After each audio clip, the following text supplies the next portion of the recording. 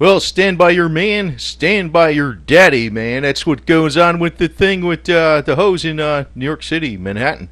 Looks like there was a big trial here in the tradition of out in Pimpdom.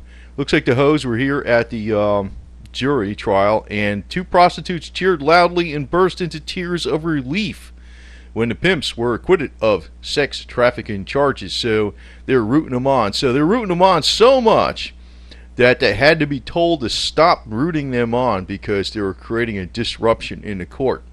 The father-son pimp team of Vincent George Sr. and Vincent George Jr. were accused of brutalizing prostitutes who worked the streets of Manhattan for them, but the women were devoted to their daddies and even testified on their behalf at a non-jury trial. How's that? So here they are. And, going on with the New York tradition, I'd have to say this. Wall Street rips off freaking the American people so much that it's an ancillary way for that money to actually get into the hands of the public, because the government ain't going to tax it because they know so many loopholes, but the ladies will get the money and they'll spend it some damn place. So, and actually, on Wall Street, I think if there's a shrewd prostitute, she'd dress exactly like a business exec and just make good eye contact, but that usually works. Now, as an example of politicians on the top in New York City, we have Eliot Spitzer.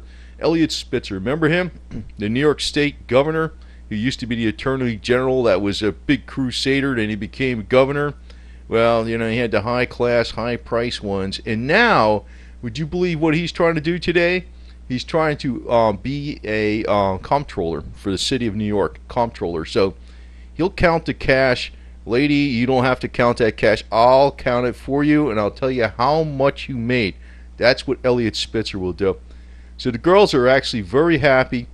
So this is a good advice for males. You don't want to be a husband. You want to be a daddy to one of your hoes, man. That's what you want to do, because it seems like it works out a lot better.